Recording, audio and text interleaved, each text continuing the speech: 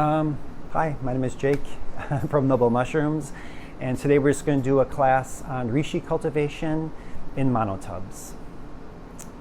So this is like one of the photos that I just love that got me really inspired to do Rishi. This is an Instagram page by the Fungi Florist, and so this is one of the mushrooms we're going to grow today. And one of the cool things about it is like once you get familiar with like monotubs, it's going to free you up into like what kind of containers you can grow a mushroom in. And this gentleman was like, well, I'm just going to grow it in a strawberry jar. And it's like, I think it looks, incredible. And so for me, it's more a piece of art than it is like something to eat, just something to appreciate. So why Rishi and why monotubs? Monotubs are great because it's, like I said, you get to experiment in it.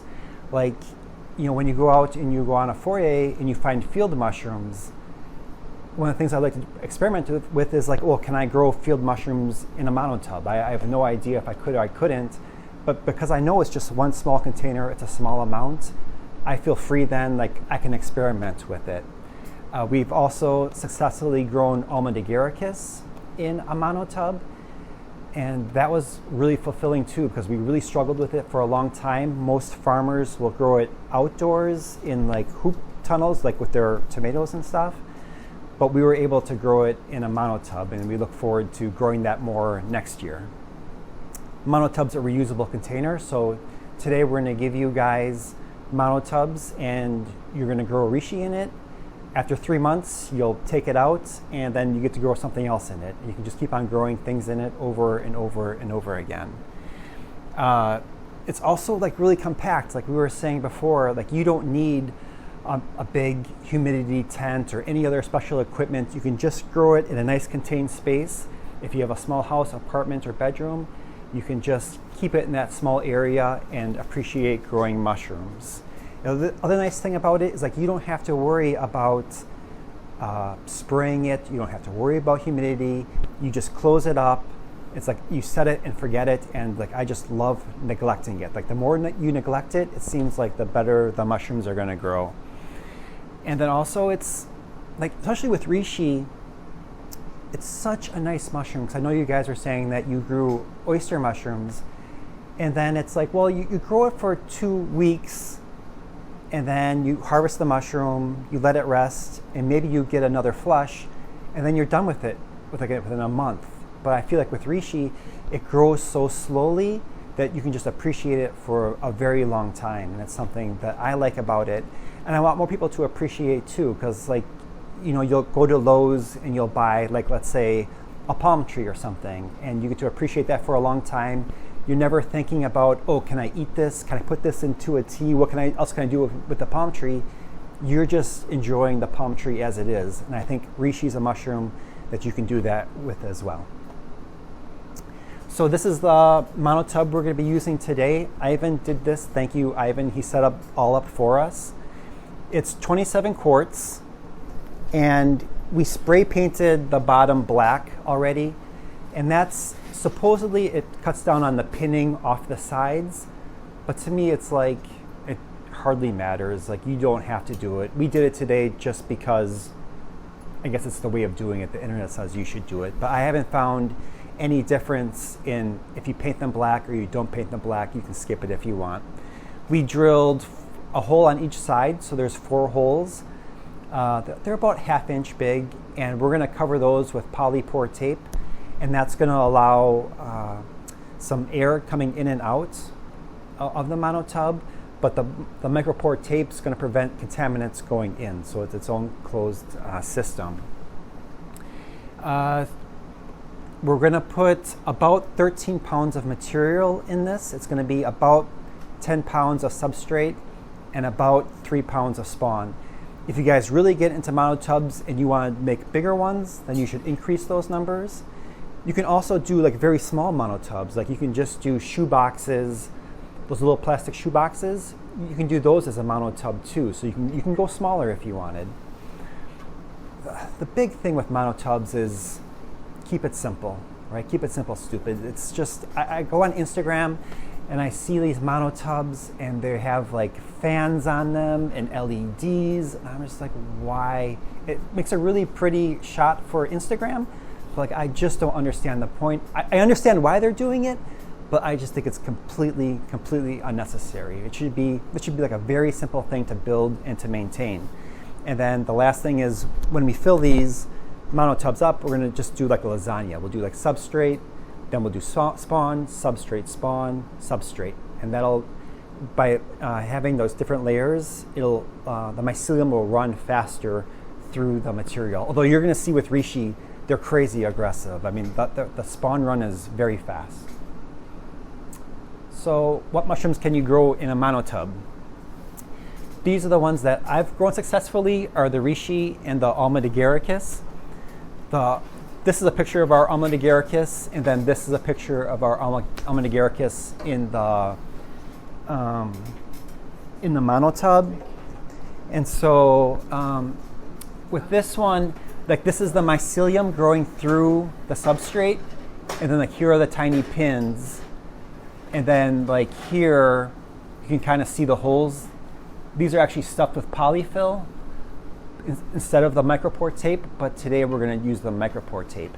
And I don't know if you guys have ever eaten Almond-agaricus, but it's nuts, because like when you cook it, it smells exactly like almond extract. It's really a cool mushroom. So we want to grow more of that next year to bring to farmers markets. I want to grow, these next three are experiments that I want to do. I want to do maitake, namiko or namako, and also chestnut mushrooms in a monotub. And those three I think are going to do well because they really like humidity. When we do a monotub, the humidity really builds up inside. It's easy to maintain a high humidity, and I think those three mushrooms really like high humidity. Piopino and beech, I'm also considering. I'll do those as well. It's basically any cap and stem mushroom you can grow inside of a monotub. I'm not going to allow anyone to grow oysters, and you don't get to do lion's mane. It's not going to work. And the reason why is oysters really need a lot of oxygen to grow. So we're going to grow these in a monotub, and the carbon dioxide builds up too much that you're going to get coralling of your oysters. They're going to look very strange. In lion's mane, that's not going to work either, because you're going to get like a carpet of lion's mane. You're not going to get that nice like head, like a monkey's head or a bear's head of the lion's mane. But if you wanted to grow these, what you could do in the monotub is just fill it completely up with sawdust and spawn and have the mushrooms grow out the 4 holes. So then your mushrooms are going to grow outside the monotub instead of inside. And at that point, you would have to provide a humidity like a bag over the top of it. But at least then, if you're really like, I love the taste of oyster mushrooms, and I agree with you, oyster mushrooms are incredible, you could at least do it that way. So once we're going to give you the monotub, and then the question is like, what substrates are we going to use? So I'm going to suggest 2 substrates. The first one is like for all of your wood lovers, and that's basically for everything that you like to eat, except for the button mushrooms and the portobellos and all those, and Almond-agaricus. Those you can't grow on wood. But like everything else, the oysters, the reishi, lion's mane, piopino, all of those like to digest wood, so give them wood. And so you can just go to like a big box store and buy a bag of hardwood fuel pellets. So you're looking for a hardwood. It's unfortunate that they call them fuel pellets for our needs, but that's what they're called. And they're cheap. Buy like a 40-pound bag, it's going to be like $8. And then the recipe is you take 4 pounds of wood pellets, put them in a bucket, and then you put those in a bucket, you take 5 1/4 pounds of water, you simmer that, and then you add the water to the bucket and the wood pellets. So simmer the water on the side, you have your bucket and the wood pellets, then you add the water to the bucket and the wood pellets. And you let that cool overnight, and within 24 hours, you're just going to spoon that into your monotub. Any questions on that? I mean, that's an important slide. Cover the bucket. Cover the bucket, yeah. So Yeah, you want to keep the heat in too a little bit too. You really want to keep it pasteurized. Yeah, exactly. Does that have to be a metal bucket or can it be like plastic? I get like BPA free buckets from Tractor Supply. The only danger there is like as it cools, I've seen pictures online of like the buckets like as it yeah, but I've never had that happen at all. So I use plastic. Any other questions on that slide? So food grade plastic bucket. That's what I use. Yeah. Okay. And then this is the other substrate. So this is the CVG substrate. And this is kind of the substrate if like you don't know what a mushroom is going to like, CVG. Like if you're going to do like a manure loving, compost loving mushroom, CVG. CVG is going to just grow everything for you. And so that's going to be it's about 1.4 pounds each block. And then you're going to add 0.22 pounds of gypsum, 1.1 pounds of vermiculite. And the gypsum, some people say you can leave that out, but I think it will adjust the pH a little. It will help the cell walls of the mycelium grow, and people say that it can increase your yields a little bit. I add it to my spawn anyway, so if you get spawn from us, the gypsum is going to be there. The vermiculite balances moisture levels in the substrate. And so for this one, it's the exact same process where you're going to put all the dry ingredients into a bucket. You're going to boil water for like 5 minutes, and you're going to have to measure this one. It's a little more complicated because none of these bricks actually weigh 1.1 pounds. They're going to be all over the place. So you measure your coconut coir block, and then you multiply the weight of the cocoa by 7.58, and that's how much water in pounds that you need to boil. And then same thing, you put the boiling water into the bucket with your dry ingredients. Cover, wait 24 hours, and then spoon inside into your monotubs. Any questions on that recipe? No? Okay. What species of reishi are we going to be working with? Like this question comes up. People like, we say reishi, but it's like there's a lot of different species inside of what we call reishi. When someone comes to me and they're talking about reishi, I think they're talking about lucidum. And that's the one, that species, if you look up scientific papers on reishi, they're usually using that species. If it's an Asian person coming and talk to me about reishi, I think that they're talking about lingji. And that's another separate species of reishi. And that's probably the one that's more used in Chinese medicine. But again, it's not really clear because we just use this term reishi. We're going to be working with sessile, that's another species, and that also could be in with your reishi supplements. I wouldn't be surprised if that species is in there as well, and that's what this one is. It forms a nice cap, forms a nice stem, and it's used medicinally.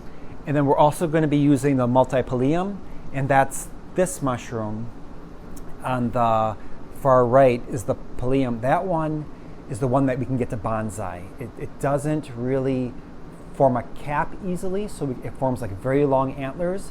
And so for that one, we can really just produce a really beautiful mushroom. Again, still medicinal, but you can at least look up now, like after today's seminar, you guys can at least look up on some scientific journals. Now that you know the species, you can kind of look up like what are the medicinal benefits of each of these mushrooms. Yep. Did you say that these are all under Ganoderma is the species? Is the genus. Yeah, Ganoderma is the genus. And then I just want to point out here, like this one, it's like you can see that it's like in individual jars. He grew this. My friend grew this for his centerpieces of his wedding. So he did like little jars of it, and he really wanted to bonsai it out, but he grew it inside of a monotub. So it's at this point you're using your monotub. It's called like a shotgun fruiting chamber, and I did that as well. And I can show you guys after the presentation how that looks. But it's like another way. It's another use of your monotub. Like you can just buy a block online and put it inside of this monotub, and that can be your fruiting chamber too. Okay. Why Rishi? Because it's beautiful. Like I already said, like this is the black Rishi, and it's like this picture is by the fungal florist again, and like I'm just like, why not? It's so pretty, and like once it dries, you get to keep that whole form. You can just keep on a shelf and appreciate it and enjoy it. And again, like once you guys get used to using a monotub, you can look around your house and be like, all right, what else can I grow mushrooms in? And so this person just used this container, and I'm like, God, that's gorgeous. I love it. And also, why Rishi is because it's going to respond to us. It's going to respond to the environmental conditions that we give it. When this one was grown, it didn't form a cap, so I can kind of tell like it wasn't given that much oxygen. If it doesn't have oxygen, it's not going to form the cap, which is nice, because if it doesn't have a cap, it's not going to give you spores. Rishi can dump a lot of spores into your house. So I got some stories for you guys about that, believe me. But we'll talk about those later. But if you don't want the cap, well, then you can just give it a high carbon dioxide environment, and it'll never form a cap. Also, it'll respond to light, and so it'll always grow to the light. So you can have like these really neat designs of the antlers. If you put the light just on this side and you darken this whole area, all that Rishi will grow this way. Or you can keep on bouncing the light back and forth like every week, and you can get it to zigzag. And then also, if you look at the Fungi Florist Instagram page, he gets it to corkscrew. It's just like unbelievably cool. So the first one we're gonna look at is the sessile. We're gonna use the Boston Edison strain. All the Rishi strains we were getting today, we got from terrestrial fungi. And every time I look at that guy's website, it's like, I want that, I want that, I want that.